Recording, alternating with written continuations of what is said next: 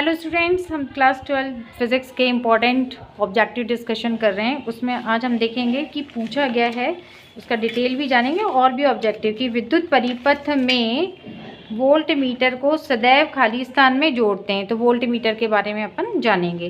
तो बच्चों समझ जाओ कि वोल्ट मीटर को हमेशा हम समांतर क्रम में जोड़ते हैं, ठीक है ना। वोल्ट मीटर जो होता है परिपथ के, कोई भी परिपथ है, मान लीजिए आपका बल्ब है या हीटर है, कुछ भी हो आपका जो परिपथ है, घर में बहुत सारे उपकरण है, मान लीजिए एक बल्ब है, एक हीटर है, यहाँ पर वोल्ट मीटर को जोड़ना है तो हमेशा कैसे जोड़ेंगे हम, इनके समांतर क्रम में जोड़ेंगे, ठीक है ना। और साथ में यहाँ पे आप बैटरी कनेक्ट कर दीजिए, वो भी समांतर क्रम में जोड़ते हैं।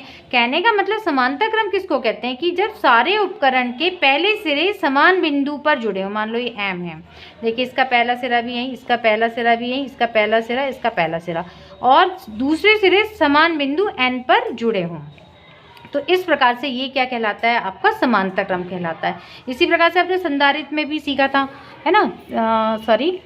इसी प्रकार से आपने संधारित्र में भी सीखा था ना, संधारित्र में। चलिए मैं बताती हूँ, फास्टली बताती हूँ। जैसे ये संधारित्र था आपका, ये C1 था, ये C2 था और ये C3 था। सबके पहली प्लेटें समान बिंदु M पर कनेक्ट थी, राइट, और दूसरी प्लेटें समान बिंदु N पर कनेक्ट थी, है ना। तो ये कौन सा क्रम हो गया आपका, समांतर संयोजन हो गया।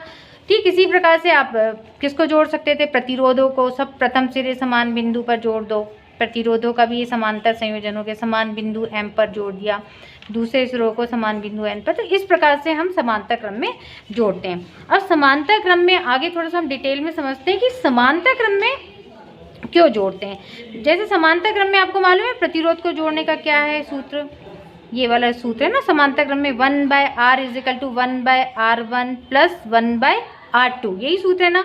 अब मान लो ये है वोल्ट मीटर आपका, इसका प्रतिरोध कितना है, R1। जिस परिपथ में जोड़ा है, परिपथ का प्रतिरोध कितना है, R2। बच्चों अच्छे से देखिए, बिल्कुल समझिए। वोल्ट मीटर का प्रतिरोध कितना है, R1। परिपथ, जिस परिपथ में समांतर में जोड़ा है आपने, उसका प्रतिरोध कितना है, R2। कहने का मतलब जब हम वोल्ट मीटर को किसी परिपथ के सिरों के बीच में जोड़ते हैं तो परिपथ का प्रतिरोध बदलना नहीं चाहिए। यानी परिपथ का प्रतिरोध R2 है तो R2 ही बना रहना चाहिए। परिपथ का प्रतिरोध कितना आना चाहिए, R2। तो भाई वोल्ट मीटर का कुछ ना कुछ तो प्रतिरोध होता है ना। तो मान लीजिए सपोज कितना प्रतिरोध है वोल्ट मीटर का, कितना है, R1 है। तो यहाँ पर कितना, 1/R1 + 1/R2। अब हम चाहते हैं ये आंसर 1/R2 ही बना रहे, है ना। 1/R यानी परिपथ का प्रतिरोध R2 ही बना रहे। तो ये राशि बच्चों कितना होना चाहिए, 0 होना चाहिए, है ना। 1/R1 कितना होना चाहिए, 0 होना चाहिए। तो 1/R1 = 0 होना चाहिए। इट मीन्स क्या मतलब है कि वोल्ट मीटर का प्रतिरोध, यहाँ पे ये आंसर 0 है, यानी ये प्रतिरोध कितना होना चाहिए, अनंत। क्योंकि आप जानते हैं कि नहीं, 1 अनंत कितना होता है, 0। तो यहाँ पे R1 का मान कितना होना चाहिए, अनंत होना चाहिए। It means Adarsh volt meter का प्रतिरोध कितना होना चाहिए, अनंत। देखिए दूसरा ऑब्जेक्टिव भी समझा दिया मैंने। आदर्श वोल्ट मीटर का प्रतिरोध कैसा होना चाहिए, अनंत होना चाहिए। कैसा होना चाहिए, अनंत। ये भी ऑब्जेक्टिव पर्पस से वेरी इंपॉर्टेंट है। आदर्श वोल्ट मीटर का प्रतिरोध अनंत होना चाहिए और उसको हम हमेशा समांतर क्रम में जोड़ते हैं, राइट है ना।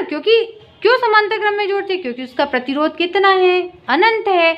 मान लो इसको श्रेणी क्रम में जोड़ दिया, किसी हीटर है, ये परिपथ है सपोज, और मान लो वोल्ट मीटर को कौन से क्रम में जोड़ दिया, श्रेणी क्रम में। इसका प्रतिरोध कितना है, अनंत।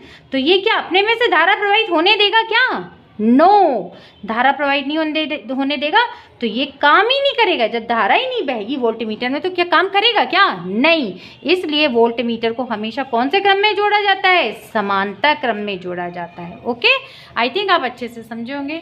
थैंक यू बच्चों। अभी सीखा हमने कि वोल्ट मीटर को हमेशा समांतर क्रम में जोड़ना चाहिए। ये देखिए, ये बैटरी एलिमिनेटर है, ये आपका वोल्ट मीटर है, और ये आपकी मोटर, यानी ये यहाँ पे एक आप देखोगे एक चीज़, हम पंखा या कुछ चलाएंगे इससे, तो यहाँ पे देखिए सारे जो हैं सब उपकरण के प्रथम सिरे एक समान बिंदु पर ये जुड़े हुए हैं। ये देखिए, 1, ये हो गया 2, राइट।